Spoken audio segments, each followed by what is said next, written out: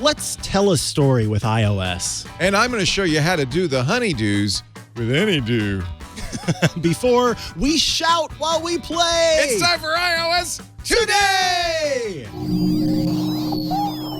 Podcasts you love. From people you trust. This is Twit. iOS Today is brought to you by Tailor Store. Tailor Store makes high-quality dress shirts that are fully customizable by you. From the basic essentials to the most high-end details, Tailor Store has you covered. Go to tailorstore.com/iOS today and use the code iOS Today and get up to 50% off your first dress shirt.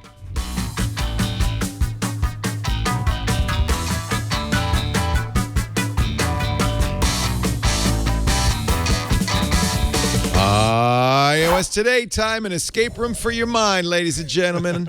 Let it go. Let it go. This is Mikah Sargent. And that's Leo the man Laporte. And this is the show where we talk about the latest from Apple's iPhone, iPad, Apple Watch, Apple TV. Am I leaving anything out? No, not for now. Soon. Soon, and very soon, HomePod. JK, CarPlay. JK CarPlay. It is time to today tell a story. You're going to have some wonderful holiday photos to share with friends and family. It's really funny that he says that because no. We thought, well, Leo, you had mentioned that you wanted to tell a story with your devices after we covered the iOS apps and games of the year. One of the categories that they kind of talked about, a trend, was storytelling simplified. Yeah. And it turns out that there are a lot of different apps and services that let you sort of put together content and create a story. It really started with Snapchat stories. Yes. Which was then lifted, copied, and improved upon by Instagram stories. And now all the youngest youths seem to be into Instagram stories. Meanwhile, my generation-ish is into Snapchat stories. Still, huh? Yeah, I kind of just use Instagram stories personally. And then you go up a generation and they have story books that they've written into journals. Yeah. That's kind of what I'm going to show. I'm up a couple of generations. The thing about Instagram and Snapchat stories is they tend to be throwaways. They don't. Yes, the whole idea ephemeral. It's like my day today or my week, and sometimes your trip. But what I want to do with my stories is remember an event, a day, like a Christmas day or a trip that we took, our holiday party, that kind of thing. Yeah, because so for me, I very rarely use any of the story features, this ephemeral idea. I don't know why, but it doesn't click with me. Yeah. I'm already kind of bad at taking photos in general. I sort of run contrary to that whole idea that I'm supposed to be constantly not experiencing the world and taking photos of it instead. I tend to forget that I need to take photos and things like that. And so, and the fact is, I've done this before, I've posted a bunch of posts from my day, and it's just kind of like me sipping a cup of coffee, me typing on a keyboard. There's not really, I don't know why people want to see that. And I've asked sort of friends of mine who do post throughout the day, how in the world do you decide what people want to see of your day? And they kind of say, I don't really care what people want to see. I just want to post. Well, that's why I let Apple do it. Okay. Let go and let Apple. Yes. So we should probably show the first way that this happens. If you take pictures with your iPhone, Apple will make stories for you kind of automatically. In fact, this is the year in review. It's a still version, but they also, and this, I didn't do anything. Yes, and I don't know what's going to be in here. Okay, well. But they put music to it. Let it go. And we're just going to let this go. This is my year in review 2019. So I put no effort into this at all. It's loading because it's currently downloading the photos and videos from the server. Right. So if you have it set up in your settings to save space on your device, then often it will load while it's trying to create that video. Yeah. Although it shouldn't take as long as it was. It's taking an awfully long time, probably because they're so rich. Oh, yes. There's rich so photos much, with so many colors. So many colors. Let me see if I can do a little bit smaller one. How about this visit to the Queen Mary? Oh, you visited. Seems like I only have pictures of me and Lisa, my wife. But again, very slow to download these. Maybe I'm not online or something. I don't know what's going on. Test your Wi-Fi. So I'll let these percolate. Percolate. It looks like you are indeed connected to Wi-Fi. I think it's important, not important, but I think it's a valuable thing for once in a while to go into Photos and go to the For You tab and just look, because Photos has been putting things together for you as you go along. Oh, you have one. Look at. Oh, this is an event you did. So it automatically picks the music. Is this you in Family Feud? Yes. This was Relay Family Feud. There's Jason Snell. Jason, yeah. He was the host of the Family Feud. Oh, what fun. Oh, what fun it was to ride. It was a quick event. It was. There were not that many photos. Not that many photos. That's why it downloaded so something fast, probably. Mine's still. You just have big photos. You do. I have really big photos. There's probably some video in there. So anything that you take with your iPhone is going to end up in this. And Photos does, I think, actually a very credible job of putting it all together and putting some music together. You can, of course, edit it. You don't have to stay with the pictures it selects or the music it selects. But honestly, about half the time, here we go. I just send this to Lisa saying, look. So there's the Queen Mary. It was one of the things we did. What is that? That's the propeller at the bottom of the Queen Mary. Apparently, really enjoyed our visit to the Queen Mary. In fact, it liked the propeller so much. It showed it twice. Make sure. And there I am, for some reason, doing some exercises. Now, this is a video, obviously, with the audio from the video. Here's a trip we took to Santa Monica. Here's a beauty shot of me getting ready for my close-up. Here I am with my mom and sister.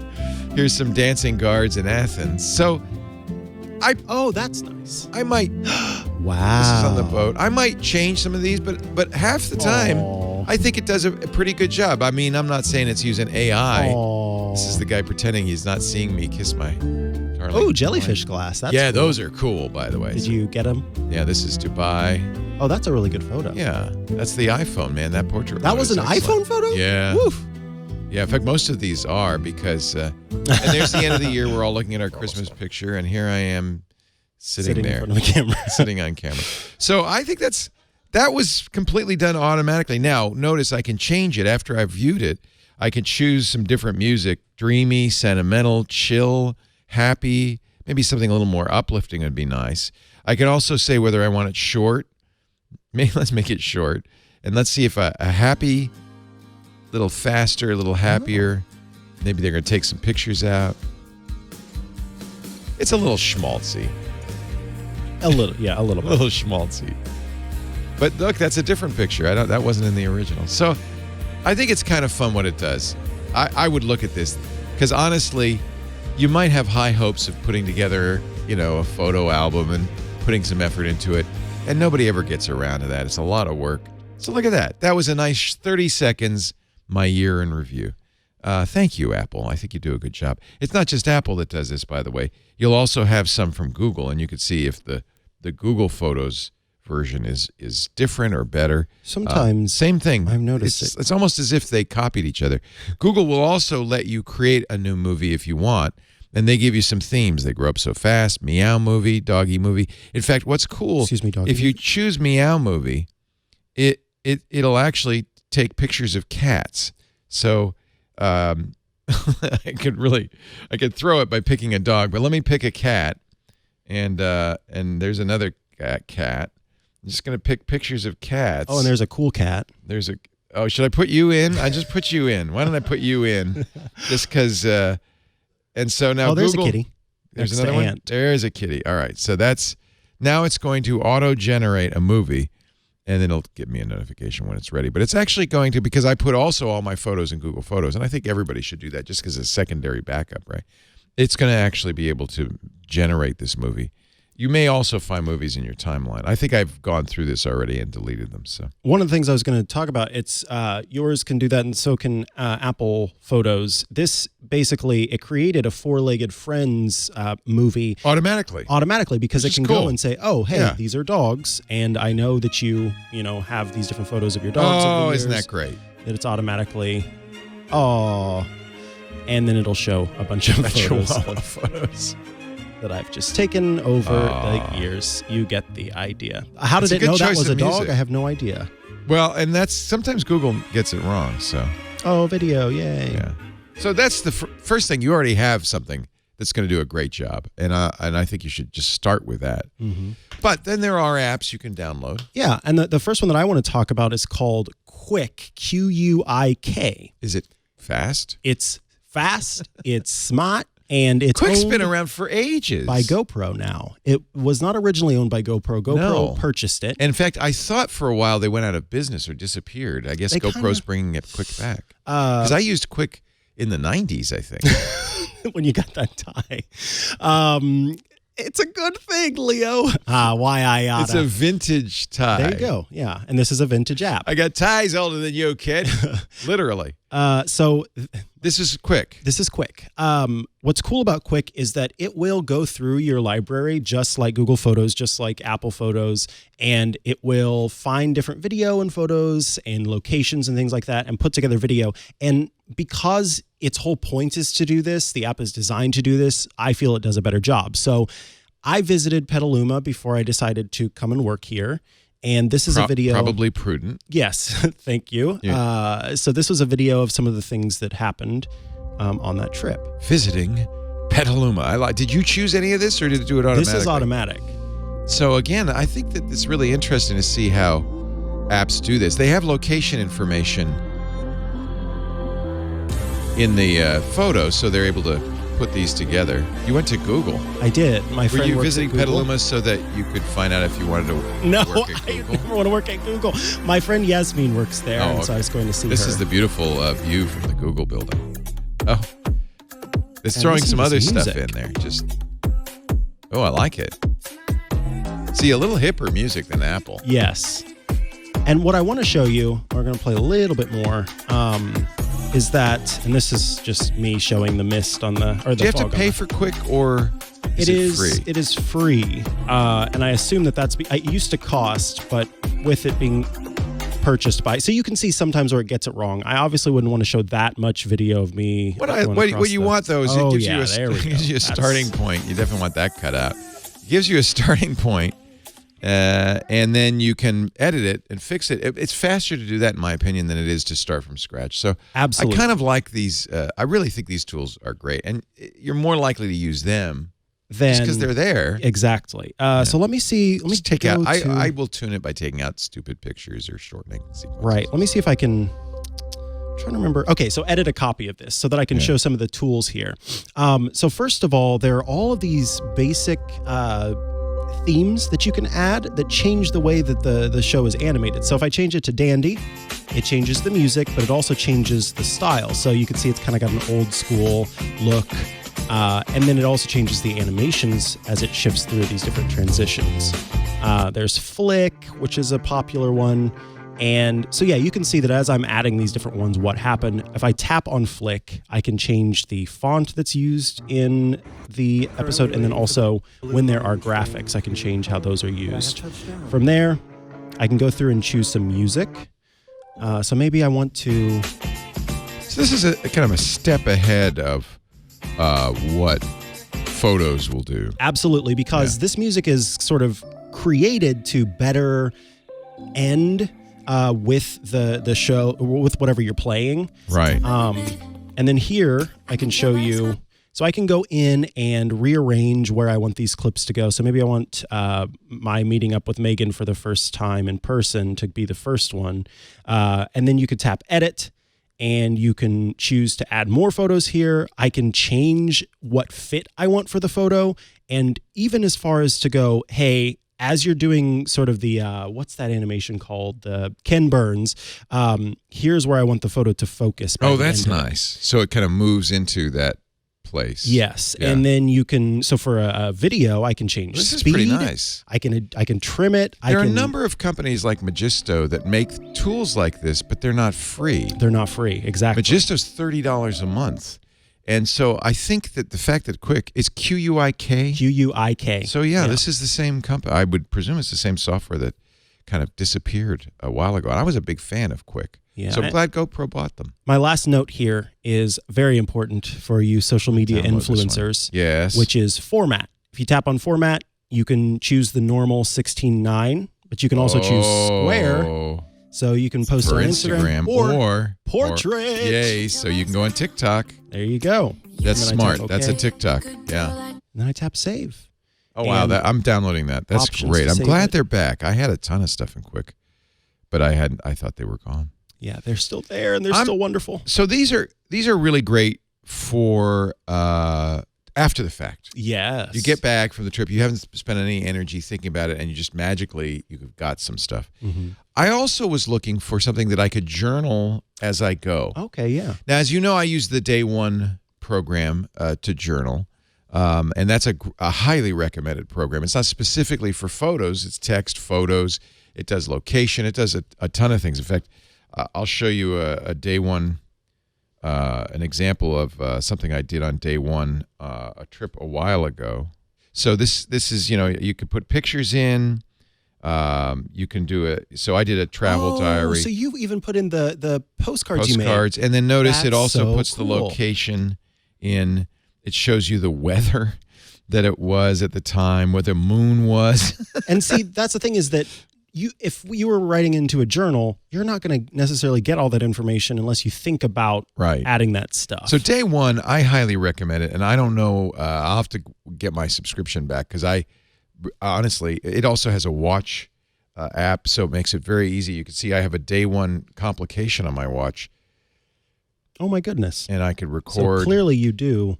Mikah and I had a wonderful time, even though he made fun of my style choices. I said his tie was good and 90s themed. 90s themed. Is that good? I'm 90s themed. All right, and then we stopped, and now that's part of my journal. That's automatically in my journal. Sweet. I could do text entry, although why you would want to do text entry on your watch, I don't know. And I also have Day One. You could turn this off, but I have Day One set to automatically record location, weather. So I have an entry start point for every day. There are others, though, that this is really great. I think it's $30 a year. I think is the price. It's very affordable. And highly recommend this. $292 a month, but I think if you buy for a year, it's like $30. So, anyway, highly recommend that. This one is most of these do have a paid tier and an unpaid tier. This is something called Journey with an I. I don't like that. That's a little weird. I don't like that, but it's kind of Instagram stories. Journey? For Journey. It might be a French company, in which case I'll forgive them. It's kind of like Instagram stories, but for your own purposes. So again, all the themes. Again, you could do the after the fact kind of thing, but this is, let's say I'm going to Paris, Westmoreland, Paris, and Jamaica. Yeah, it'll put us.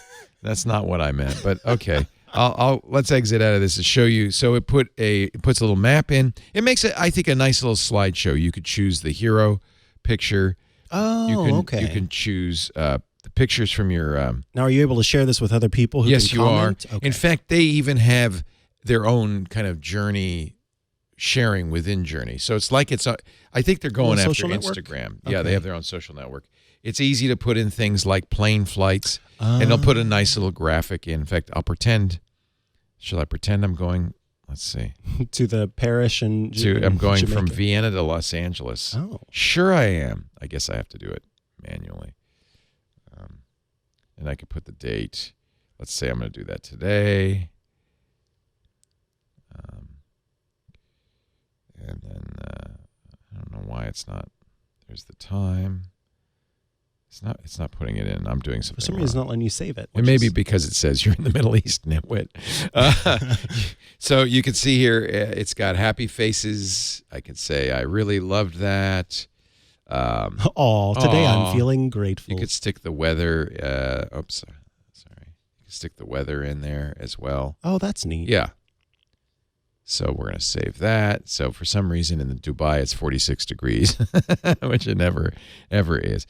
This is, so you can see this you want to do as you go. Yeah. Right?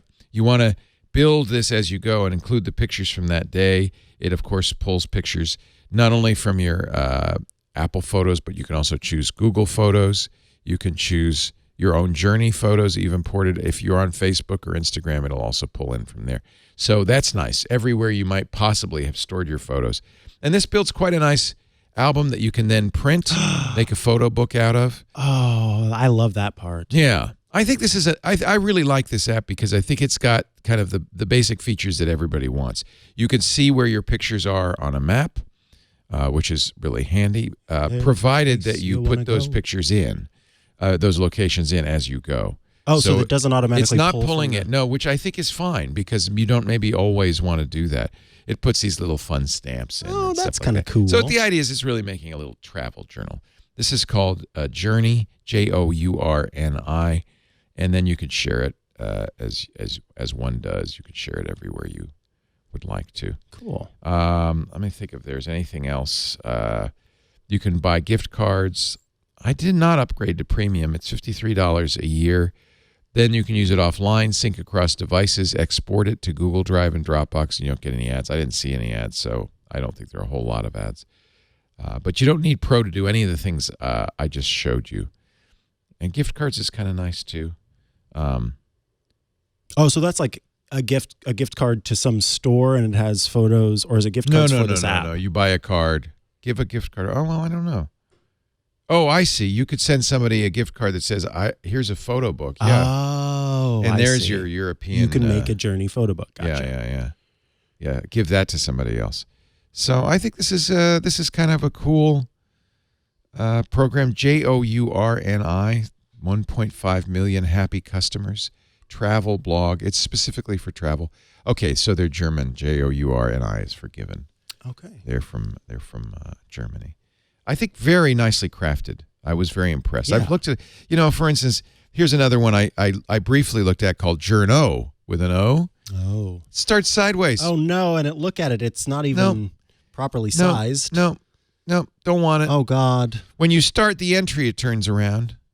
But don't want it. It has look good. Has some nice features, but this drives me crazy. This is an iPad app. Yeah, and it's That's big. what's so strange. It's so big and weird. Now, I have one that really is best. Well, go ahead. You do some others, and then I'll do another one after. Yeah, so the other thing that I was going to talk about, while I don't use Snapchat really for communication, what I like about Snapchat is its ability to quickly take video. And so often, if I want to take some video of a thing and talk about it quick, both with my voice but also with text on screen, I find Snapchat to be very helpful for that. So I can pop into Snapchat.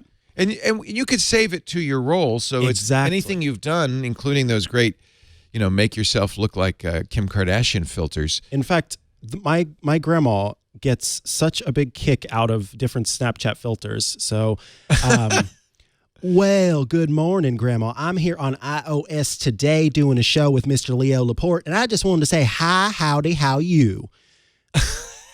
And then... Good morning, Grandma. I'm here on iOS today doing a show with Mr. Leo Laporte, and I just wanted to say hi, I gotta use those. I gotta use those more. I really love that stuff. And so then I will add some text to it. Let's go, hi, howdy. Whoops, not Halfie. Halfie's good.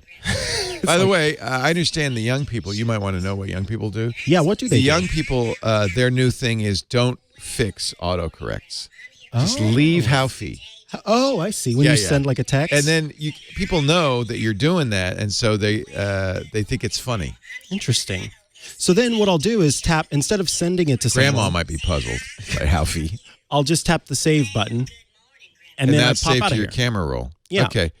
See, that's a great way to use the really... I mean, Snapchat has some amazing features. Exactly. And even if I don't use lenses, if I here. was just, Leo, I'm going to be running a little bit late today, but I will see you soon. Never happened and yet. then I can hit the sticker button and say, running late. Oh, that's nice. And then I can, add some funny little stickers. Running a little late. And then I would save that too. And see, send I it don't to use Leo. Snapchat because I always feel guilty that I don't post stuff on Snapchat, but you don't have to. You don't have to. It's a great tool that you could save to your camera album. Yep. And then use any of these other tools that we're talking about to incorporate them. Absolutely. So Quik, I think, is great. And you're right. Snapchat is one to use. Let me show you. For just taking some quick video. I focused on travel because, honestly, I don't do much journaling when I'm not doing something different. It's like photography. I don't do a lot of photography unless I'm in a new place. So it's almost always around travel. This I kind of liked. It's called PolarSteps. It's a free app. And let's create a new account. Let's see. Actually, I think I created an account already. So, all right. It says, don't worry about your battery. Oh, okay. That's a great way to start an app. I'm a little Our worried travel now. tracker uses an additional 4% for a full day because we use smart technology. Okay, got it. We'd like to get to know you a little bit. That's good enough. So now they know me. Now what it's doing is it's going out and it's looking at my travels. It's going to find all the places that I've been. I can add a specific trip. I thought this was kind of interesting. This is really focused less on a travel journal as kind of on the places you've been. It is its own network, see followers and following, so it's kind of like Instagram. Okay. I can look at my travel statistics. I have seen 0% of the world. That's can't be true. Must still be processing. It's either that or it's not. I haven't added any trips. Oh, wait. So how it doesn't add it normally? Let's say I'll get trip suggestions. By normally, I meant automatically. Allow a location, allow photo access. Maybe that's now. why. You know what? I stopped this. By the way, this is an iPhone only app, and I started it on my iPad, and I stopped it because I didn't want it to. I wanted to show the magic happening. Analyzing photos. Yeah, oh, this look, was and the thing. Oh, it's cool. adding flags for all the countries I've visited. So that's really cool. So now I do have trips. Aha. All the places I've been in the last few years, I guess. Now let's see your stats. Yeah. Now let's see my travel stats. Trip suggestions not included. That can't still be correct. So it's a little out of date. So I've not gone anywhere. Maybe there's additional settings, but didn't you like how the flags? That was fun. Yeah. So I think that probably there's more to get this stuff. Oh yeah, it says add trip. So the trip hasn't been added yet. It's just saying, hey, we saw that you went here. I get it. Now you need to say that go. you did it. Synchronization successful. Add this trip. That was the trip to Boston for LastPass. I'm sorry, Baston. And I don't know that one. To the U.S. that time. I went to the U.S. Okay, 8-day trip. So, and then, of course, you can add them after the fact, and you even can have a travel tracker. Once you're done with this, it's kind of like Instagram. You could follow people. Okay. Find friends in your address book. You can enable notifications so that you'll know if you, and it is going to now track where I go and where I've been. Now let's see statistics. Again, still not seen anything. So I wonder why that's not working. It's probably just still updated. Yeah, because that's the part that is interesting to me. Is the with this you can also create travel books and print them. Oh, cool! Remember your trip forever. I've been looking for something kind of like this, and I think it'd be kind of fun. Right now I'm private. If you make it public, it's like you could follow other travelers. And if you're really into traveling, I think this would be kind of cool. Yeah, I could see you, especially with that percentage, if that starts working, you're going to really be challenged by that.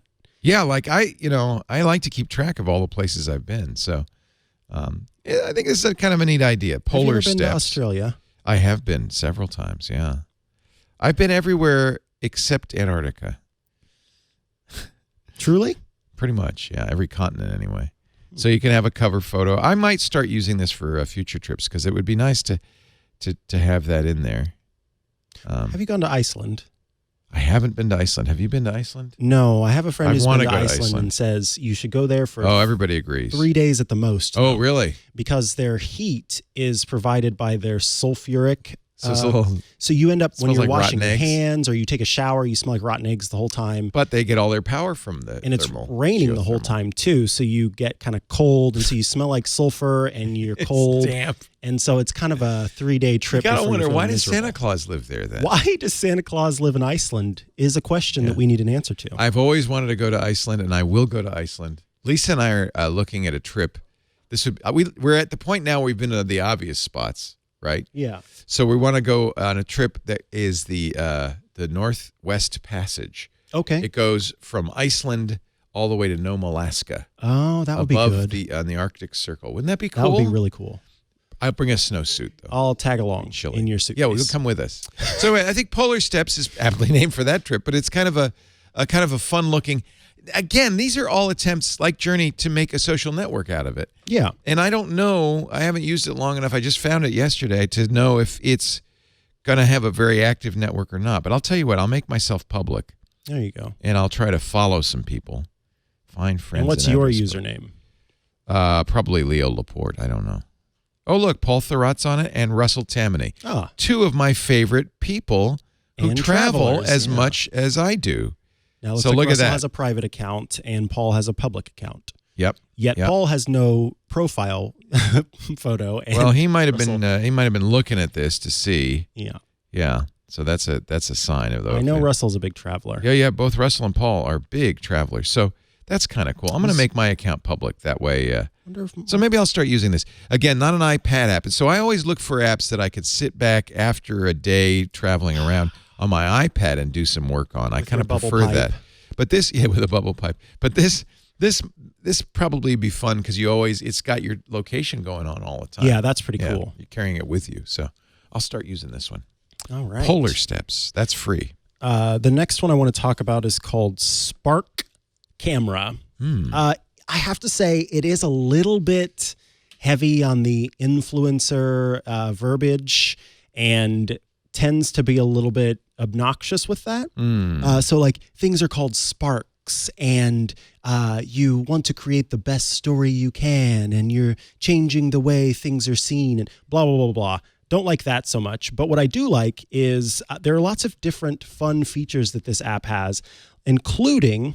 And, this is the other thing. There seems to be something, if you're going to market to folks that are the generation past millennials, I can't think of what they're called, post-millennials, Generation Z, then you have to make a very hard to understand UI.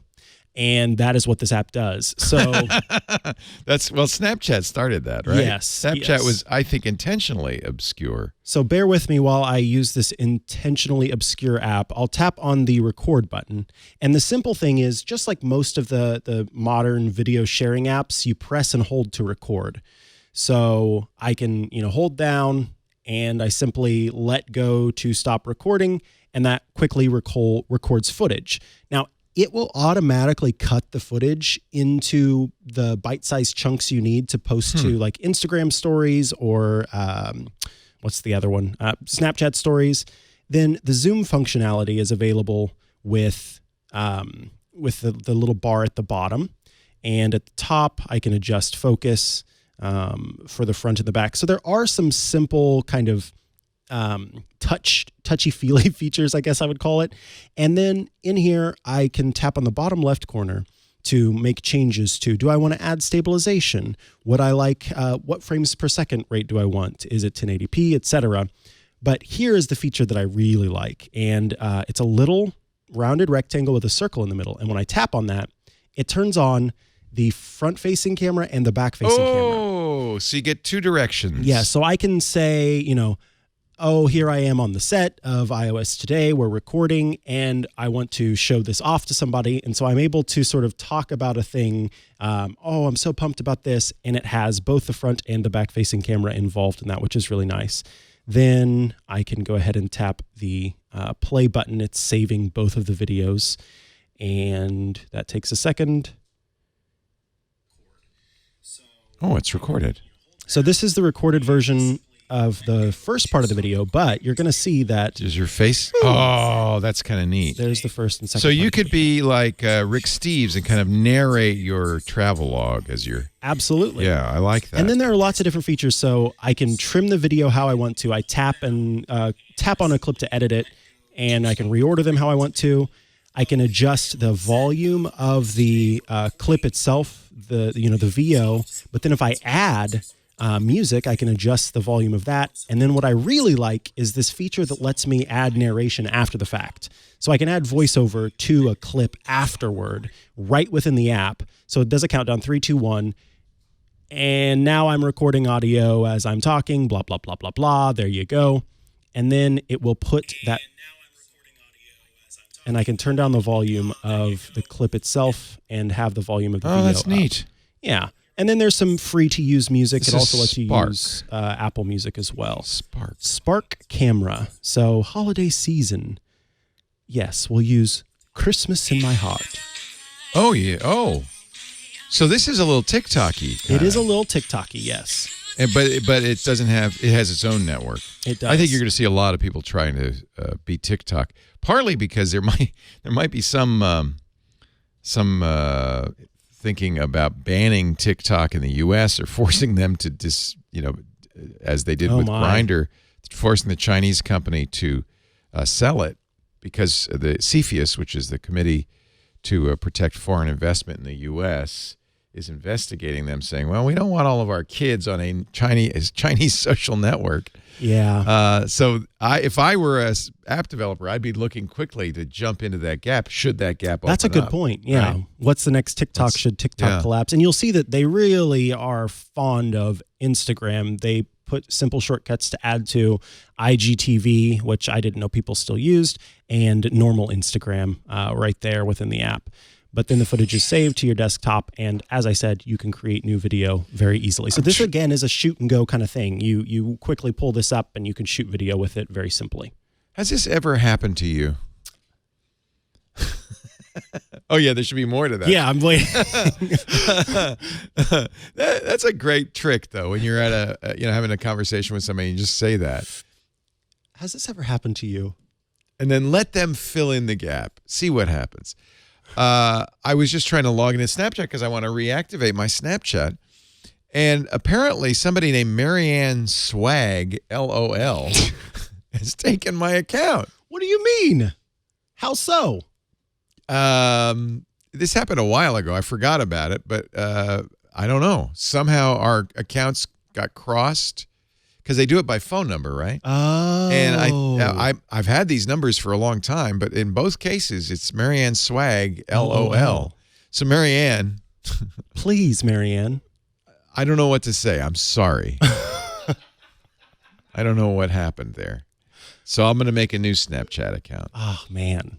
But Marianne. then all of the handles that I had, like Leo Laporte and Chief Twit, are gone because they Marianne won't let me. has them? Well, I don't know. They won't contact let me. Snapchat support. They won't. Nah, that's too much work. Okay, I see. So I'm going to create a new name. Who are you going to be? I don't know. Oh. What should I be? Give me a name. Leo Snap. Get it? Leo Snap. Yeah, because of Snapchat. Sounds like an Irishman. Leo Snap. Leo Snap. Has this ever happened to you? Yeah, I should. I don't need. It doesn't need to be the same as it was. Right. Right. Same as it ever was. Right. I could have a new name. Yeah. Anyway, I guess, sorry, Marianne, if I screwed you up. And if you screwed me up, the heck with you. By golly. By golly. The other one I want to talk about, because Aunt Pruitt would be upset if I didn't mention it. No, I don't think that's true, but is a new-ish app called Adobe Premiere Rush. Oh, he's all over the Rush. The Rush. Yes. Are you in a rush? You might be. So, Adobe Premiere Rush. I have, does Ant use this? Because I've tried to use it. I've even mentioned it, and I haven't had the best luck with this thing. So, I have used it. In fact, when you took footage of me kissing Santa Claus underneath the mistletoe last night, the dogs at the Humane Society Gala. Oh, that was so much fun. You as you tweeted, I've kissed a superstar. I did. Yes. Truly. Yes. The winner of the World's Ugliest Dog contest, I got to give a little kiss to. So famous. These are different clips that I cut and sort of rearranged, because there was one point where Leo was being camera-splained. They were not happy with the fact that he was shooting in... Oh, they didn't like it that I was shooting vertical. Yeah, in landscape mode. They wanted him to switch to portrait. That was so strange. That was so strange. So I had to kind of cut the clip and adjust it. So we could see here. I'll just play it. Let me turn my volume back up. That was a really good example. I mean, these were older women. Yes. These were not hip children who just didn't think you should be shooting. And notice, by the way, how it's set up for kind of an Instagram shot, that frame and everything. Yeah, and that was the thing, is that she did not like that you were not getting the whole kissing booth with 16:9, but you were far enough back where you could. So I'll hit play. I think I added music to this, if I'm not mistaken, but we'll see. Oh my God, Mikah. Oh my God. Oh, he's kissing the dogs. Look at that. It was They're so cute. Oh my God. These are the ugliest dogs. Mimi, you should turn it upside down so you can get the whole group. You should turn it upside down. I guess I didn't She told cut me. it yet. She turned I'm it. told that I should do vertical. I know the part like it's like I'm told You that I should should turn do it vertical upside video. down. So let me just show. I'll By the way, this is not with a camera phone. This was like with a big fancy camera. This was like, all right. So I'm going to take this. I want to just show how.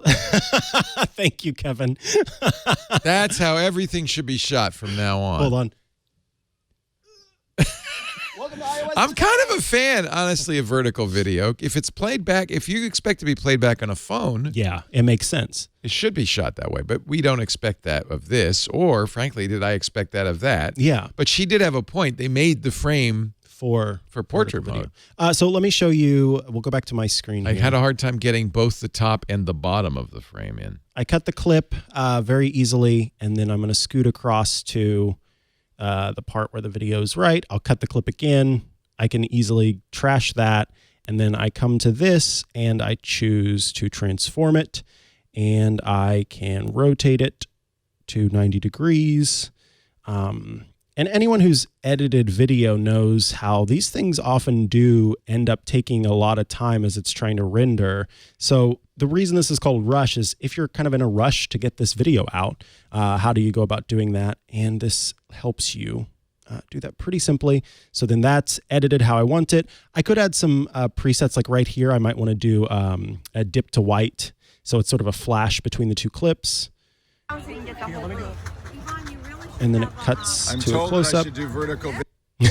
And then, so maybe you want to cut the audio out. Yes, and then that's what I would do is that I can come in here and choose to split out the audio, mute it how I want to, and then add in music as well if I would like.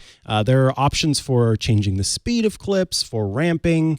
You can keep the pitch normal, or you can make it speed up and actually change the pitch so it's higher. Oh, that's cute. And do chipmunks if you want to. And then some really nice features for, what's the word I'm looking for filtering to give it kind of a certain feel that you want. So maybe it's a mystery, it's a noir, and I can add that.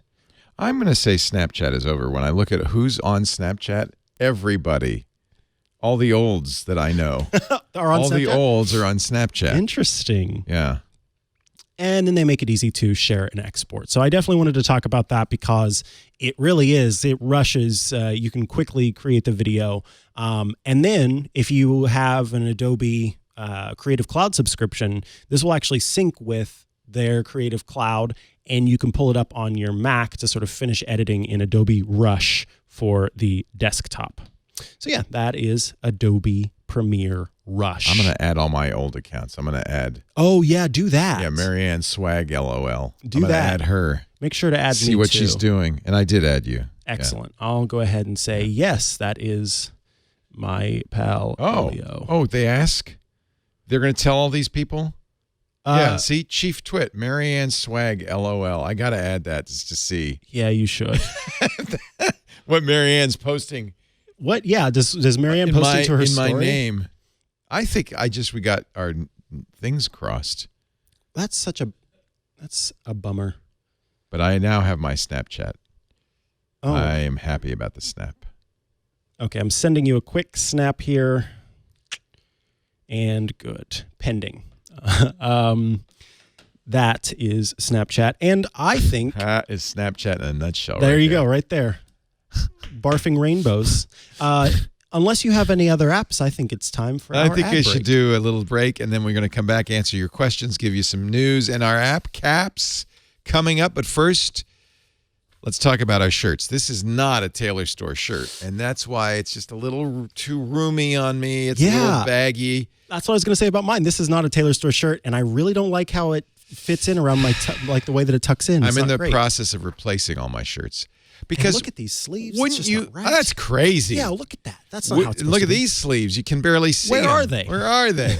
So this is why we believe everyone should have custom tailored shirts. Shirts made to your specific specifications. Mm-hmm. And that's exactly what Tailor Store does. Tailor Store is a very conscious company out of Sweden.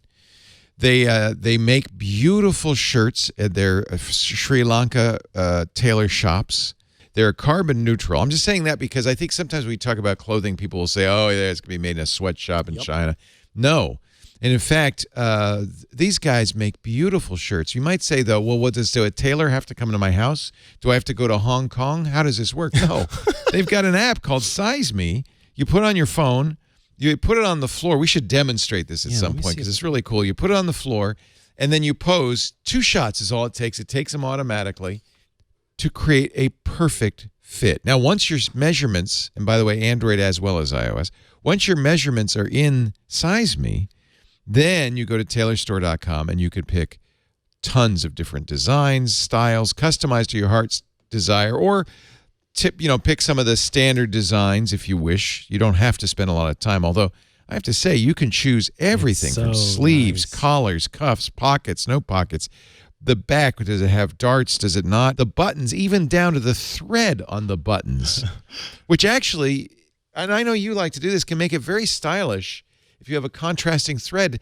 It's a subtle statement. I love that. Contrasting thread, contrasting buttons. Yeah. Oh, very nice. They're always adding new little features. They now have a hidden button down, which you can see I need desperately because I have a button down. I'm a button down guy. The collar curve can adapt effortlessly to get this to the curve of your shoulders.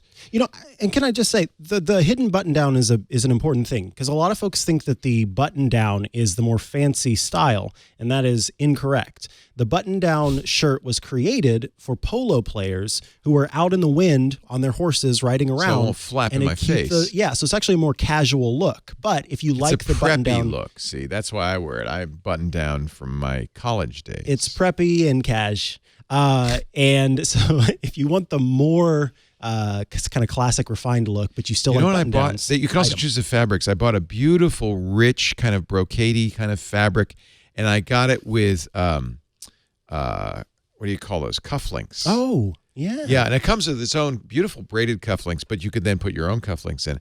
And that is, it's a dress shirt, but it's hard to describe. It's beautiful. I am such a fan of Tailor Store. And by the way, if at any time the shirt doesn't fit perfectly, because they want to make a perfect fit, take a couple more pictures. They'll make the adjustments. The faulty shirt is yours to keep, give to Goodwill, do whatever you want with. They're not going to make you mail it back. They guarantee a perfect fit, and they will send you another one. Forget the tape measure. Forget the hassle of going to a tailor. Download their app. Their algorithm is amazing. It worked perfectly for you and me. We have a colleague, Ant, who is a lifter, and his biceps are bigger than my thighs.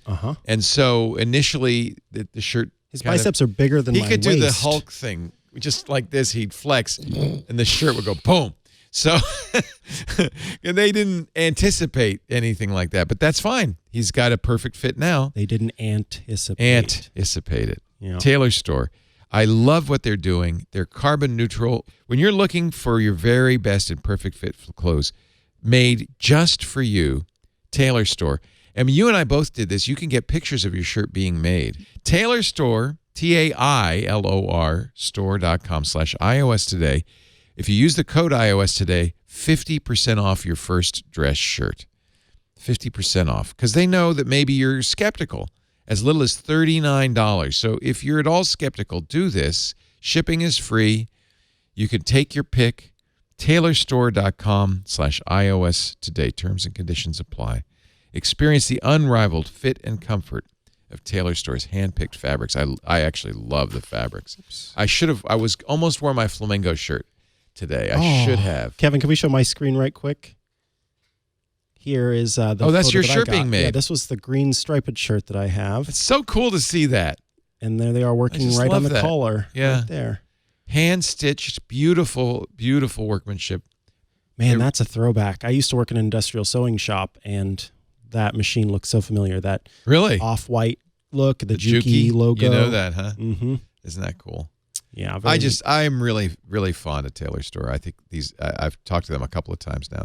They're great fellas doing an amazing thing. They really are. And very conscious about the earth. And I think you're going to love it. tailorstore.com/iOS today. We thank them so much for their support. And your support by using the iOS Today code. We do appreciate it. All right, folks, it is time to do the news. The news knows, but does the nose news? That's the way that I vamp until I get back to the spreadsheet because iOS is no longer running in the background. Have you had that issue? No. Oh, God. It's not keeping those things in the background? Everything. We got a new iOS last week, right after the show. It was funny. We did iOS Today, and then 13.3 came out. I have to say, I think it's fixed any issues with iOS, although my wife, who hadn't paid any attention, got hers the other day. She said, it feels like we're getting new updates every week. And initially, we were right. She was right. We were. I think they're going to slow down now that we're at 13.3. I think it's pretty solid. It's fixed a lot of issues.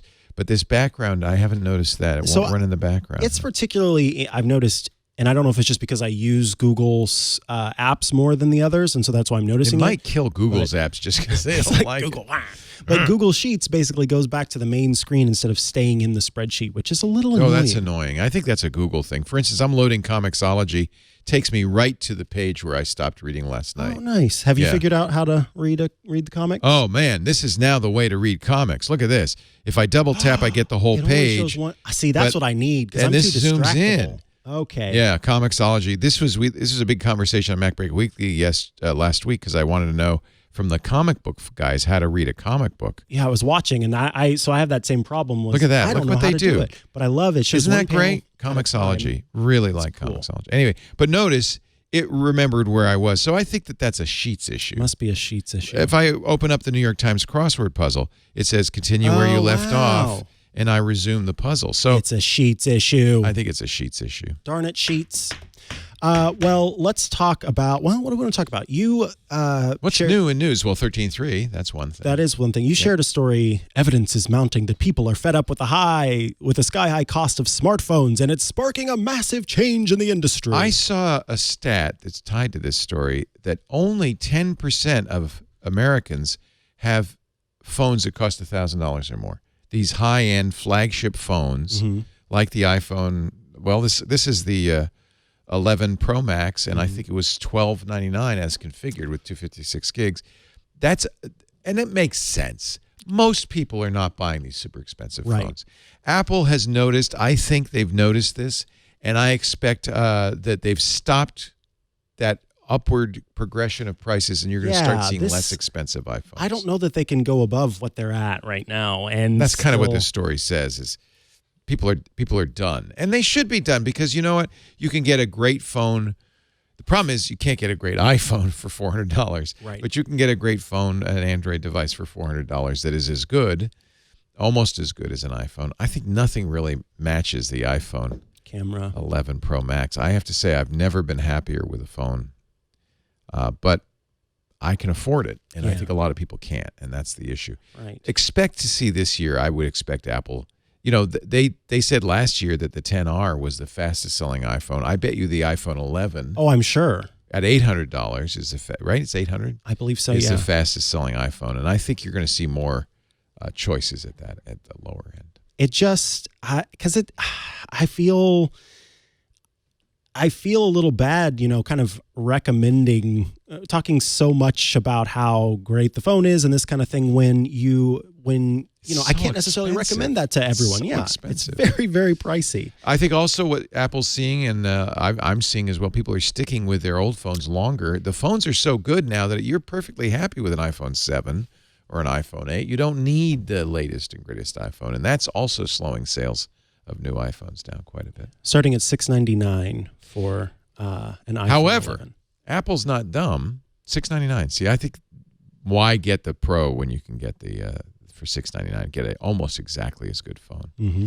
You don't get 3 lenses. You get 2. The cameras are still great on this thing. It still runs very quickly. Same thing with the Pixel that I think a lot of people were buying the 3A. And I bet you when they do a 4A, they're going to do the same thing. They're going to have an inexpensive phone that people prefer. Here's the story, though. The other side of that equation. Apple's doing all right because they made... Now, this is an estimate by an analyst who's very good, Horace Dedieu at Asimco. But he estimated Apple last quarter made $5.2 billion on the Apple Watch. But this is the number that blew my mind. $4 billion in 3 months on the AirPods. $4 billion. That's a $12 billion a year business. No, $16 billion a year business. That is amazing. So on the AirPods. On AirPods. And they're not even that good if you ask me, but okay, I won't get into that fight. I think there are far better headphones cultural for phenomenon. less. Yeah, well, you see them everywhere now, and that is an amazing number. So services were up almost 12 billion per quarter. Apple Watch 5.2 billion per quarter. Apple AirPods up 5.2 billion? No, they were Apple Watch is a $5.2 billion business. Again, that's an estimate because Apple lumps all the all the wearables into one. You have to do some magic to sort of pull it apart. Horace is very good at this and has an excellent track record. So I think he's probably very close. Mm-hmm. The thing that blew me away is they can make $4 billion in 3 months on AirPods. Yeah. They're way out of sale. They're still, you can't, it's from day one, you couldn't get it that day. They're now a couple months behind. There's his amazing story. So I thought that was so don't worry about Apple. I know how they're making this $4 billion on AirPods. How? They're selling a lot of them, one AirPod at a time because people lose them. Yeah, in fact, that's why. So there's a popular Korean, what is it called? A K-pop band called BTS. Oh, I've heard of them. I think it's one of the most popular because I've heard of them too. Yeah. And by the way, anytime you say BTS, 1,000 Twitter users will reply to you, even if you're not tweeting. Like right now, you're getting 1,000 Twitter replies from K-pop fans. So be prepared for that. They're a boy band. They're young. They're cute. Yeah. So one of the people, apparently a rapper in the group, said during, excuse me, I can't show it. Okay, so you show it on your screen, Kevin, if you can. Thank you. He's lost 33 pairs? Yeah, so, just throws that out there. This BTS singer, rapper, performer was like, so here's the deal. I've lost 33 pairs. I'm on my 34th pair of AirPods because I keep losing one or the other. And, you might say, well, how does he know that? Because when he pairs it, it says Kim's 34th AirPod. That's something like $6,000. He can afford it. Yeah, no problem. But still, I'm just not a fan. I'm sorry. That's where all the money's coming from. It's easy to lose them, not only because there's nothing attached to them, but they don't sit in the ear that well. They just fall out. Now, go. Do they have the photo still of him? Because he, in particular, has the perfect ears for AirPods. They used to have a photo at the top. I don't think it's there anymore. He has the perfect ears? Yeah, they used to have a photo of him instead of that photo, and it showed the way that the AirPod fit into his ear. See, look how it fits in that guy's ear. Perfect. That's going to fall out any minute now. There's nothing holding it in. He should tie a little string between his earring and the AirPod, and then it wouldn't fall out. Oh, my God. You've just come up with a new product category, Yeah. I think. Pierce your ears and tie a string to your AirPods.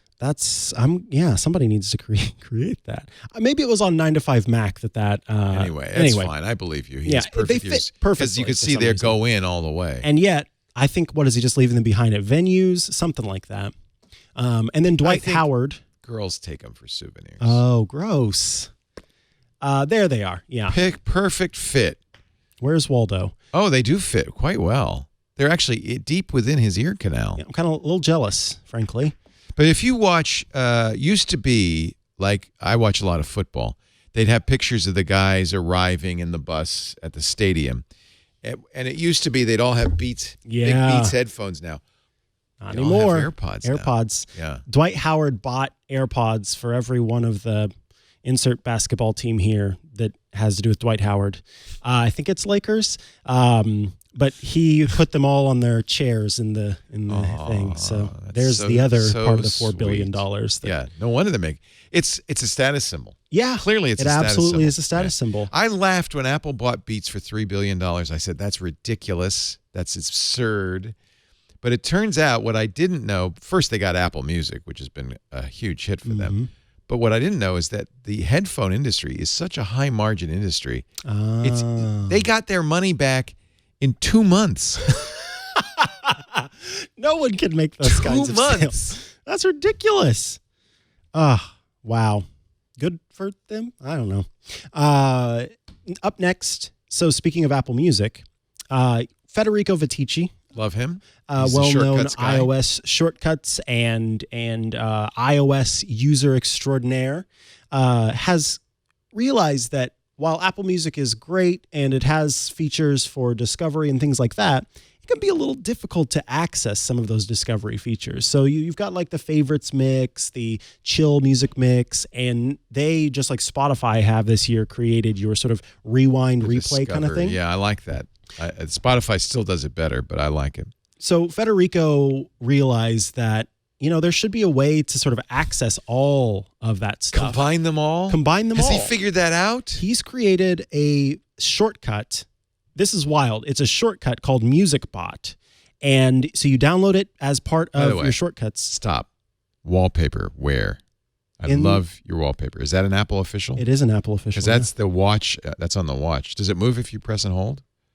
No, it would on the lock screen. From the lock screen, yeah. Oh. Ooh, so pretty. Okay, sorry. I didn't mean to just... That's okay. Because I know we will get messages saying, where can I get Micah's wallpaper? So if I tap on MusicBot, it'll run the shortcut. And then here are all of the options here. There are audio utilities and my queue. I can see smart mixes, new releases, favorite albums, genres, current artist or song, the Apple mixes.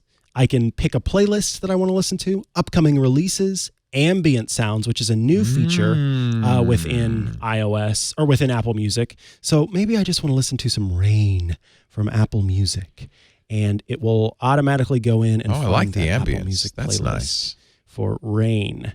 So I'll tap on MusicBot again to show some other things here. Wow, this is a big script. This is huge. This does a lot of stuff. And yeah, if I tap into it, that's Snapchat. I just got your Snapchat. I love that it gives you a soul patch. I don't know why it does, but I love that it does. Along with that great sweater. Micah got run over by a reindeer. Coming home from So it actually put an ugly Christmas sweater on you and antlers and a soul patch. You can say there's no such thing as Santa, but as for me and Mikah, we believe. So let me we're back on MusicBot here. Sorry, I didn't mean to distract. And I'm just going to downloading. scroll. Where can I get this? So head to macstories.net. And I believe it is the latest post there, but let me go. We'll include a link in the show notes. So introducing MusicBot, the all-in-one Apple Music Assistant powered by shortcuts. And then we tap on the archive and choose, wait, let me see. That's not the right spot. Beep, beep, beep, beep. Get the shortcut here. And then you can download it. So basically you go to the article to get it. But now that we're showing my screen, I just want to scroll through this a little bit so you can see all. I bet it's a long, look at all the stuff he does. Scripting that goes into it. And do you think he wakes up in the middle of the night and says, I have an idea? Yeah, I think so. And then he has a shot of espresso. And he... I mean, look at this stuff. He's, what's that called? You know this. You told me the book I needed to get. Regular expression. Yeah, Regex. Regex, yep. Regex. Reggie X. Reggie X. Reggie Xylophone, the best jazz singer. These are, and I highly recommend you do this. If you're interested in shortcuts, the best way to learn is to look at stuff like Federico does, Rosemary Orchard. Look at their shortcuts because they're using very advanced techniques. Oh, good Lord, I'm still scrolling. Let me just go. This is the annoying thing is that you have to scroll all the way to the bottom to add the shortcut. Crazy. Now, this is where so you choose, log into your account or no. So it actually asks you what you need to do there. It's saying, hey, what are the 3 top playlists that you listen to the most? You just insert the name of the playlist. I think this is the one thing that I would wish that he chose options as opposed to you having to type it in, because I had to pull up the music app on another device to see what playlists I wanted to use. And I'm sure there's a reason he had to do it this way, because he's the kind of guy who would have figured it out if not. So I'm going to type in, for example, I like the groove playlist. I like the all day dance party playlist. And then I like the... we'll go with the last summer playlist. And then it asks you if you would like to. It can also keep track of upcoming music releases. Jiminy Christmas. And save them in the calendar. So, yes, I want to do this. This is the kind of thing. Okay, I got to warn you, though.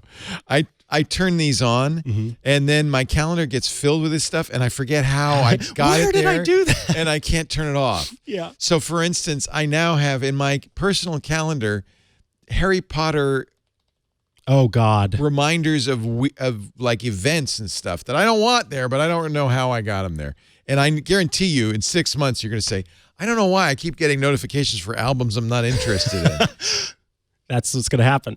Now, what I love about this Look is back at this show and you'll find it. Federico thought enough ahead for some of the errors that you could run into. So, for example, this morning when I was getting this set up on my iPhone, I went to see some of the 2019 replay stuff, and I hadn't actually set it up yet. And so within the MusicBot, it popped up a notification that said, hey, we're having trouble finding that playlist. Oh, it's possible that you haven't set it up yet. Oh. Tap continue and we'll show you how to set it up. How smart is so, that? Yeah, he's thinking ahead with this, which I think is fantastic.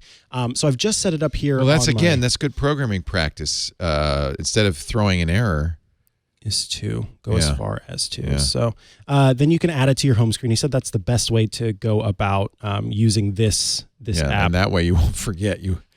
I love it that it even has a custom icon on the thing. This is really sophisticated. So I'm going to show my Sophisto. Where is that? Apple mixes, and then see it shows all the different kinds, and then I'm going to choose Replay 2019.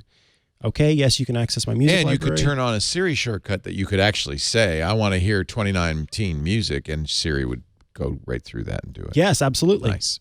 So now from the top, I'm going to choose my replay for 2019 and play entire playlist. And then... Look at that. Boom. And then look, it pops up this again if I want to do more something else. Things. Yeah. Shuffle groove. Save your breath, my brother. Shuffle that groove. Shuffle that groove. Oh.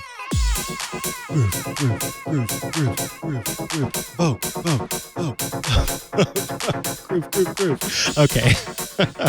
You get the idea. But the cool thing is... He really likes to dance. I love to dance. I have never seen anybody more anxious to dance in my life.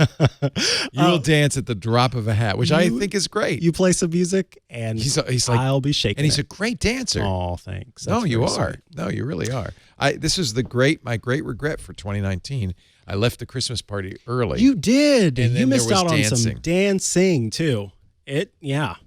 Boy, howdy. But there was I had no to blood. go home and sort my 90s tie collection. There were no scars that night. I do it by year.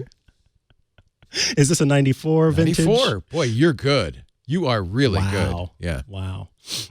So if you are having trouble kind of getting into those deeper buried features in Apple Music and you want to have access to that, see, it reset my sheet again. Federico Viticci. Topo Gigio.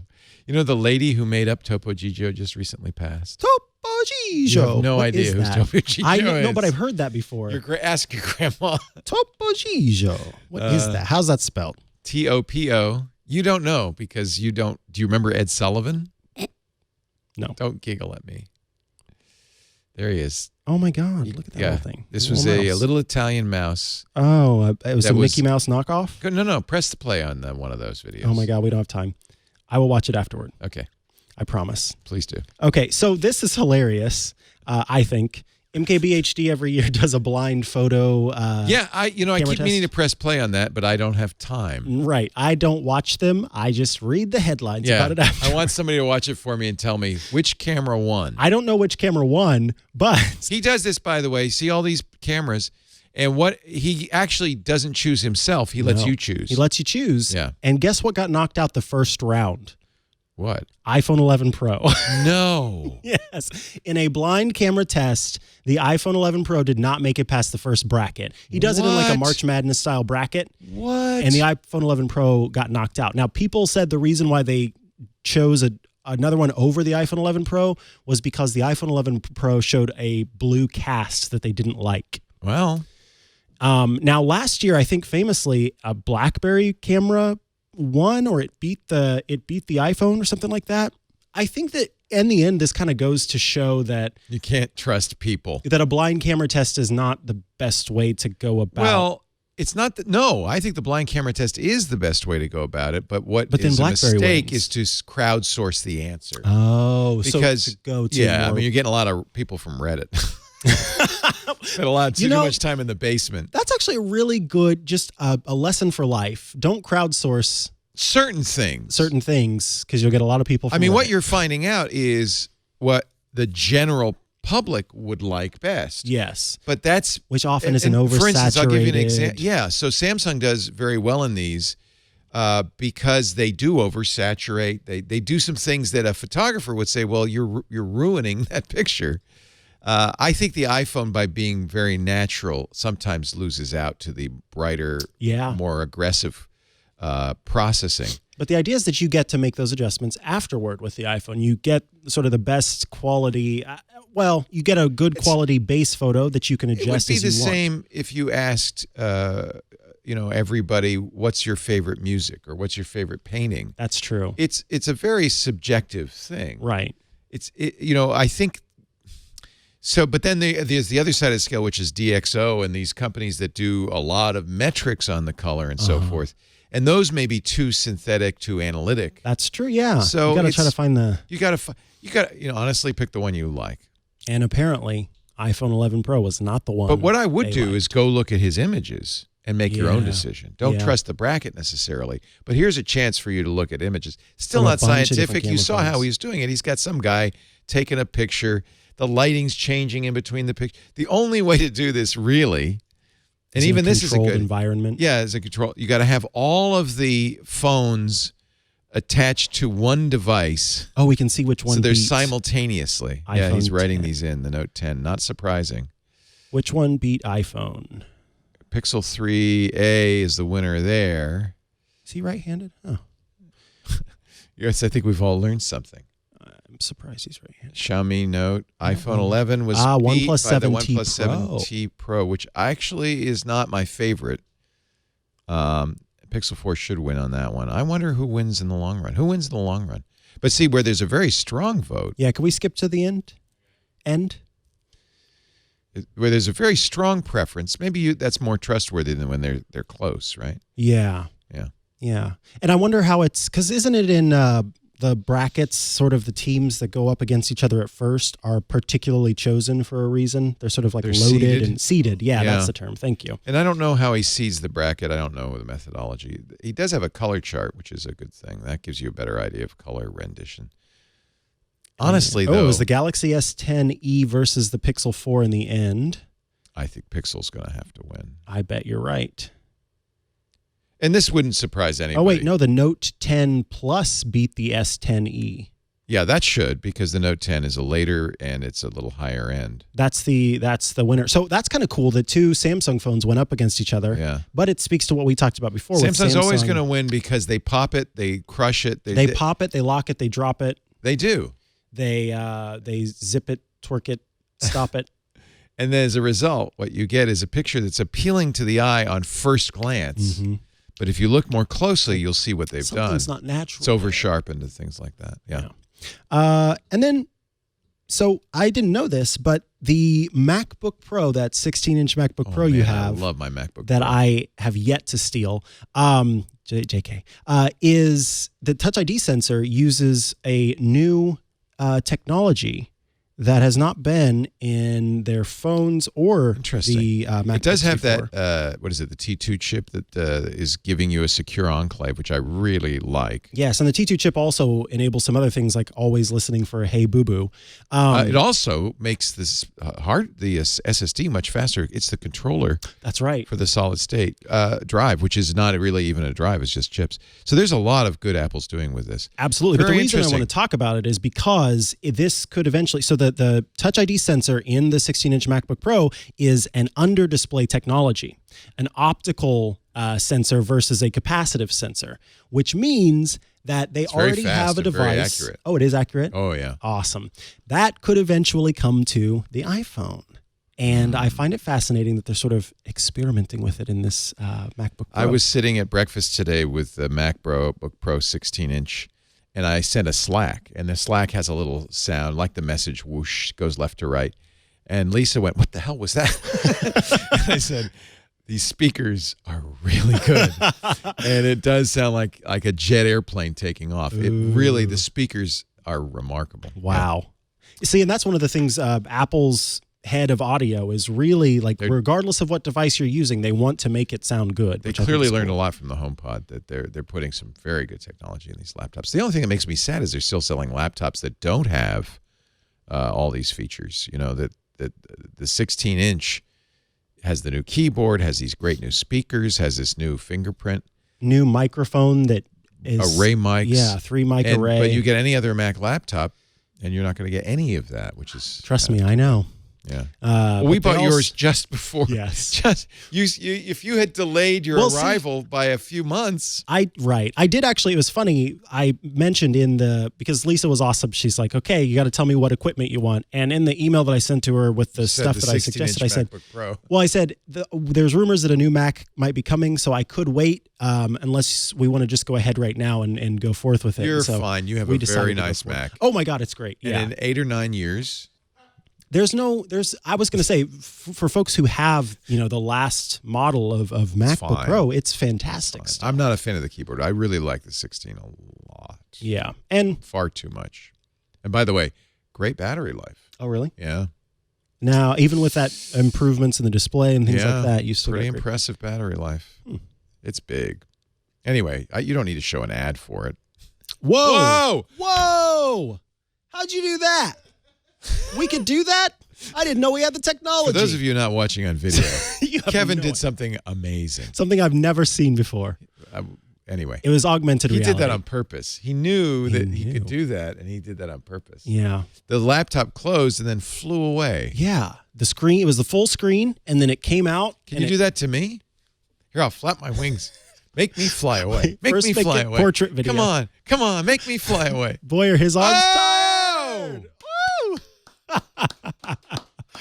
All right, I'm going to have to make that into a GIF for sure. He did. That was great. Spooky. Ooh. And ghost emoji. So quick, some questions from the...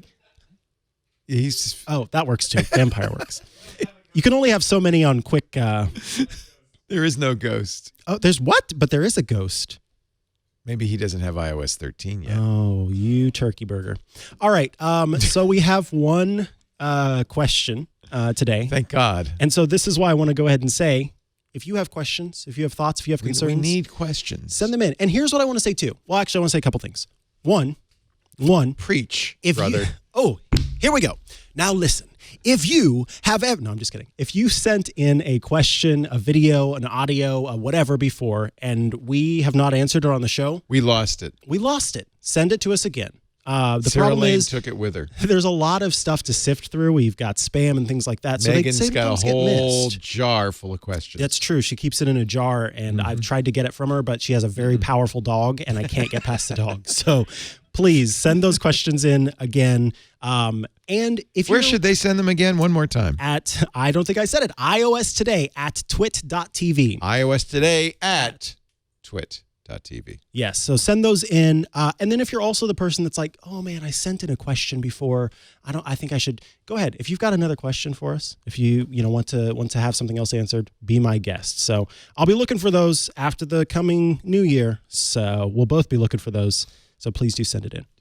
It'll just be me, but yeah.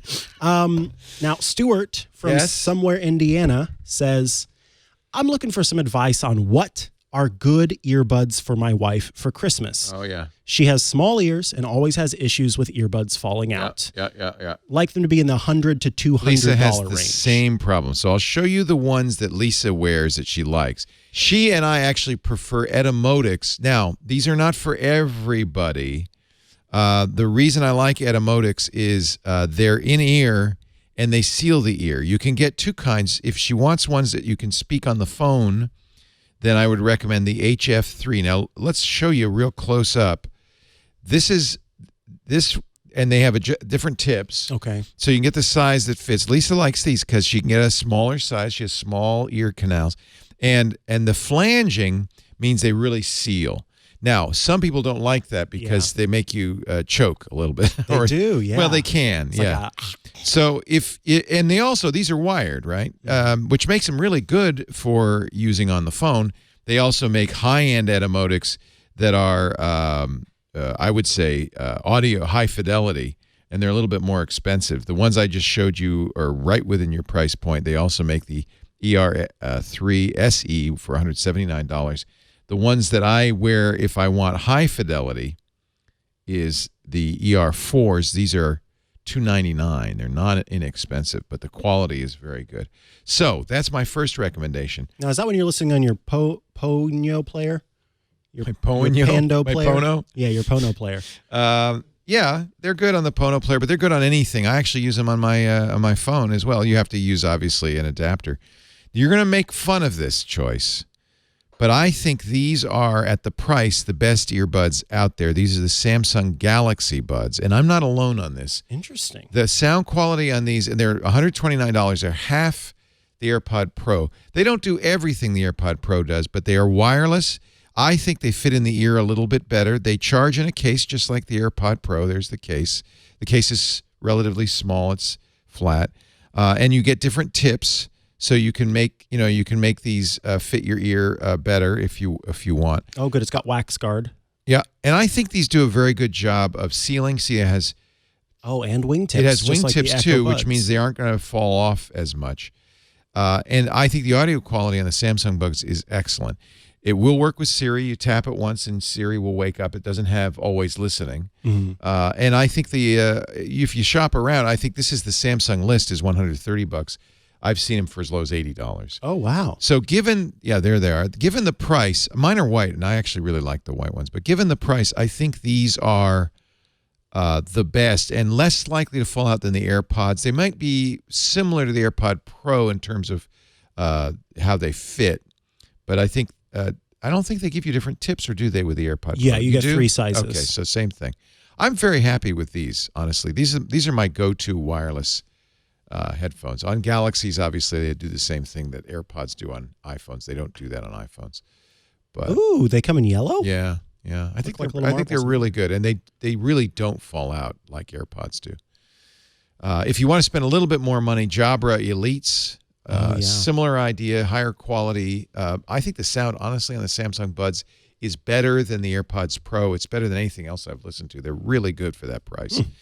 So if you want something that will not fall out, that's wired, that will fit any ear, and this is what Lisa wears. She really likes it. She has never been able to wear any of the wireless Bluetooth headphones. None of them work for her. But Etymotic, sorry. Etymotic is a really great name that is, they even make kids versions. I saw that. That are limited in sound level, so the kid can't turn it up too loud. That's really smart. It's great, yeah. I like that. Yeah. All right, that's a great answer. There are, if you really want to save money, Scooter X is reminding me that Anker makes $50 earbuds that are also very good. They're the Soundcore Liberty Air, and they're very much like the Samsungs. And remember, there's so much markup in headphones, you can almost always get a lower price. $49.99 kind of tells you, that's really the real price for that. I also would take a look at, besides the Ankers and the Samsung, and I mentioned the Jabra Elite. Yeah, don't get Echo Buds. I'll just say that. Don't get Echo Buds. Oh, that's what I was going to mention, the Echo Buds. You don't like those? No. Okay, that's the Amazon ones. Yeah, Amazon's... they're very cheap.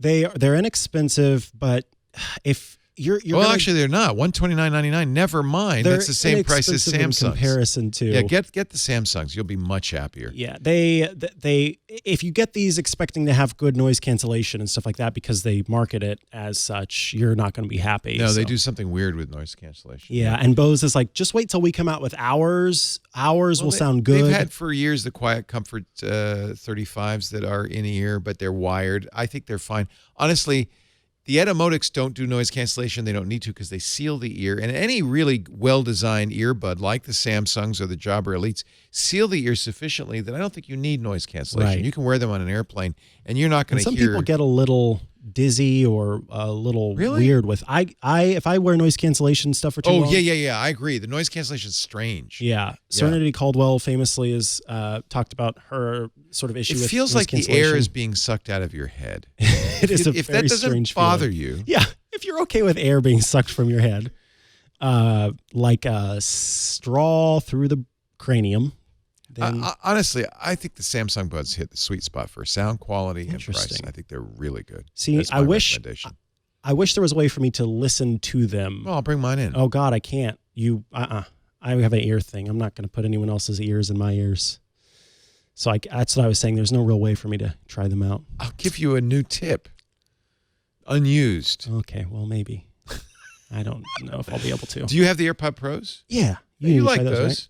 Well, I haven't tried them. I do. But that's I think because they're overpriced. I think they're hideously overpriced. Have you listened to them at all yet? No. Okay. Well, you need to try those just to see how you feel about the noise cancellation. But it's mostly the functionality for me. That's why people buy them. Yeah. Because it's Apple. Yeah, see, and I don't really want people to see me with them in, so I don't have that so much. Yeah, like the brain slugs. You were from supposed Futurama. to order these. Did you ever order these? Not yet. Okay, these are the Ultimate Ears. Actually, it's from JH Audio. JH. He used to be at Ultimate Ears. He left. He does these now. And JH Audio, and you have to go to an audiologist and get a mold made. But once they're in your ear, if you really loved your wife, you'd get her in-ear monitors that are molded to the ear like Bono wears. Yeah.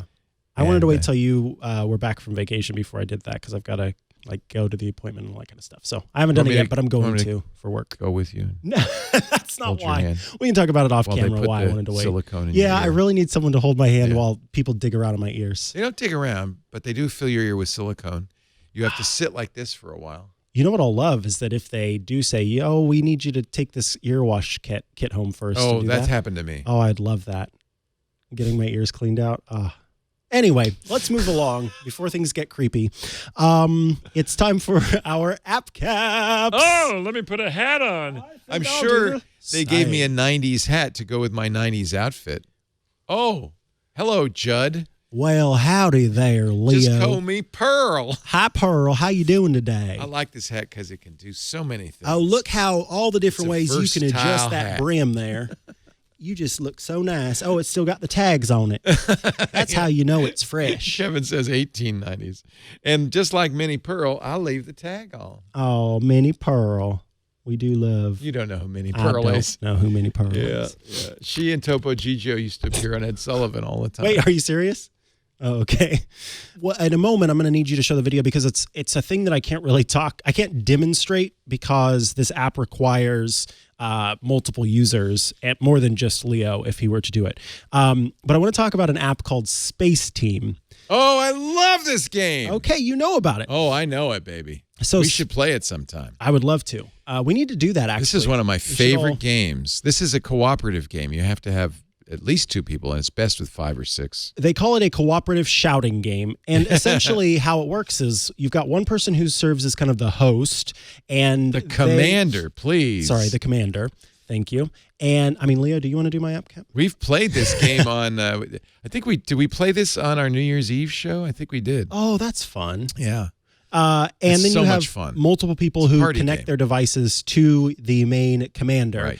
And they tell the commander what things they need to do on screen. And you can go ahead and show the clip. Imagine you're on the bridge of the Starship Enterprise. There actually is a Oculus Quest game called Starship Bridge or Enterprise Bridge, where you're the commander, you've got Mr. Sulu, you've got all the team, and you have to tell them what they need to do. The problem is it ain't easy. Go ahead and play the sound. You'll hear them. That's the right, shake. They all have to do they have to do the right things. It's a teamwork game. Increase slide rule to 1. Set one guy sneezing in another guy's face to 3. Enable helical. Oh my God. It's such a clever game. This has become a category. Shaking is not the only thing. There's a lot of complicated stuff that has to be done. Spaceteam. And the way they have it named, so you have to, twirl the spiegelhorn. And Yeah, it's so funny. Womp it's so fun. I love it. Womp rats. We should play. We should do a Spaceteam game. That would be We've played fun. a number of these, and this is a big category in a VR as well. For instance, oh yeah, what's the bomb keep one? talking and nobody blows up. I Yeah. think something like that. That's a very complicated one, in which you have a paper manual that you have to refer to. It gets very complicated. It's added now. It's in the App Store. Oh, really? Yeah, Nice. they added it to the App Store. Oh wait, Nice. there's somebody wanting to play with me right now. Somebody in the waiting room. Does someone else want to join? Should I join? Yeah, join. I'll have to download See it. how I don't it think works. I have it on here. So a tiny bit of. I like the music. Reminds me of the Wii shop a little bit. Wii store. In the waiting room.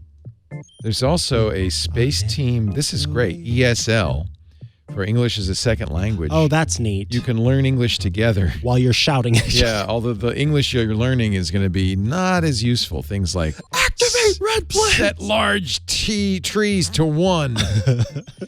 All right, I'm ready to go too. So, do we have to be on the same Wi-Fi? And I'm on Twit Office, I believe. Twit Office? Well, I don't.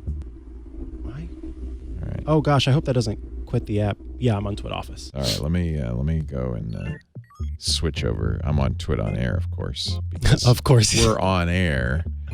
Oh man. Here, I'm sharing it. There you go. Wow.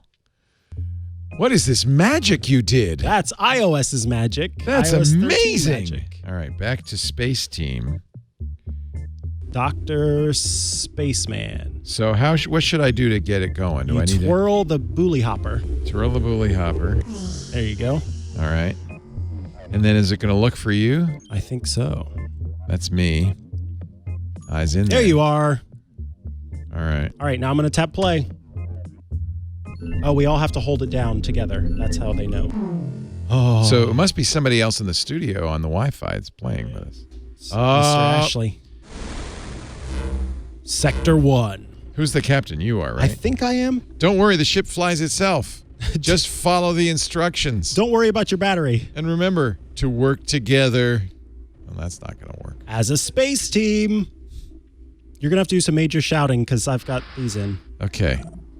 Prepare to receive instructions. Okay. Who are these coming from? Turn on Hector Vortex. Turn on Hector Vortex? Where's that? I don't Turn have on Hydrostem. Expel Hyperthumb. Who has I'll expel the Hyperthumb. Somebody needs to turn on the Hydrostem quickly. I don't have that. Uncork Meta Pickup. Deactivate Hypno Muffler. Engage Zero Machines. Engage Zero Machines? Engage Zero Machine. I don't have that. Expel Hyperthumb again. What? I can't hear you.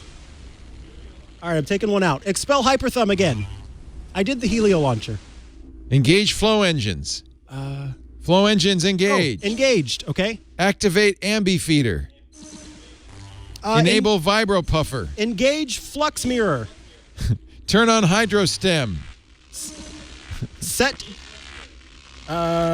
Flux Mirror on. Set. Turn off Hydrostem. Rim Bub on. Set Disk Mirror to 3. Turn on Ion Nexus. Disk Mirror set to 3. What about the Helio launcher? Okay. I didn't realize everybody has to do it on their own screen too. That's so there awesome. is no captain. We're all that's great. captain now. I'm the captain now. Look at me. Look at me. I'm the captain. I am the captain now. I'm the captain. Okay, here we go. Prepare to receive instructions. Arcs. Reverse steam clutch. Reverse steam clutch. Arc snorkel blob. Check bulb globe.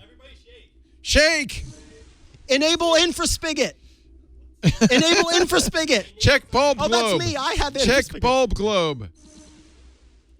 Turn on pseudo pickup. Set kilo tube to 2. Set mirrored diffuser to 2. Engaged. Set mirrored diffuser to 2. Don't have that. Turn on pseudo pickup. Damn it. Turn on pseudo pickup on. Pseudo. Engage steam probe. Turn on spark track. Steam probe engaged. Engage. Bulb globe checked. Reverse steam clutch. Asteroid. Everybody shake. Infraspigot Turn disabled. off spark rack. Reverse steam clutch. Turn off spark rack. Reverse steam. Ah, damn. Everybody shake. Everybody shake. Set mirror diffuser to 3. Set mirror diffuser to 3. Activate triple spigot. Disengage Mr. Infraspigot enabled. Reverse steam clutch. Reverse. Oh, no, that's not mine either. Oh, my gosh. We're in hyperspace. This is so hard. This is good. I'm sorry. John, you're useless. You got to find people who are good at this. That's the key.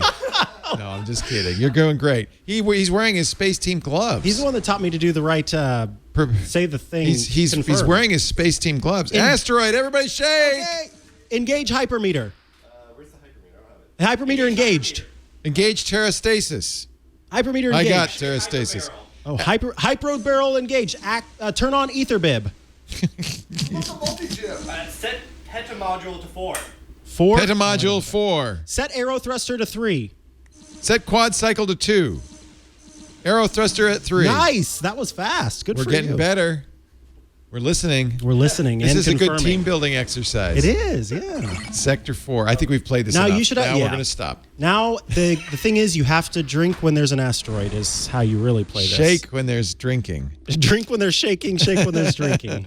That's really fun. As the great seers have told us. Yes. The seekers of wisdom and truth. Say shake when there's drinking and drink when there's shaking. That is Spaceteam. That is my pick of the week. It is free with in-app purchases. When you do the in-app purchases, you get more hydro thrusters and buki bombs. And when you like get that. the family over for the holidays this year, don't talk politics. Play Spaceteam. Yes. Honestly. Yes. It's really cool.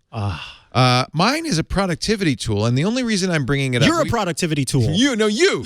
I bring it up because it is now something that you can use Amazon's Echo or Google's Assistant to add stuff to. The big announcement this week was Google Assistant now works with Google's own Keep, but honestly, I'm not as excited about Keep as I am about Any.do. Any.do, mainly because Any.do is a really nice to-do list that this is the first time I've used it on this. It's available on iOS, it's available on Android, it's available on Mac, it's available on Windows. And there's a web interface. So it's a to-do list. I've just added my calendar. It can import all your tasks from Apple Reminders. So these are my Apple Reminders tasks. Nice. So if you like using reminders, go ahead. You can continue to use Siri, for instance, to send stuff to reminders, but they'll go right into the to-do list. It also has a really great grocery list that you can easily add to. And it will sort it via aisles and so forth. And then, by the way, every list can be shared with other people. So if you have somebody you shop with, you can share your grocery list. You can create new lists. The tasks can be very elaborate. So, for instance, this is Christmas shopping. Subtasks. I can add subtasks, so I can add all the people I've got to buy for.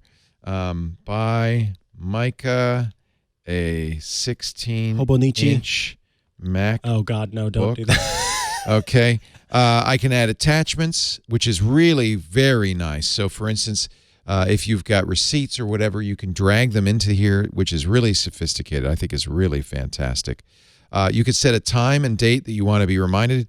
Of course, it's got shortcuts to some of the obvious ones, but you can make it anything you want. Someday Let's say, I'll remind it. yeah, someday is actually a very useful one for something that you're not necessarily going to do. You can tag it. You can create your own labels or use the existing labels. I added a few, but you can add as many as you want. Priority is one. This is a new feature which I really like, which is a focus mode.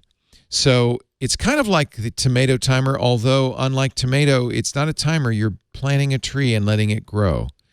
If you leave the app, the focus will be killed. Oh. So I'm going to set the number of minutes that I want to focus, and then I'll start the focus.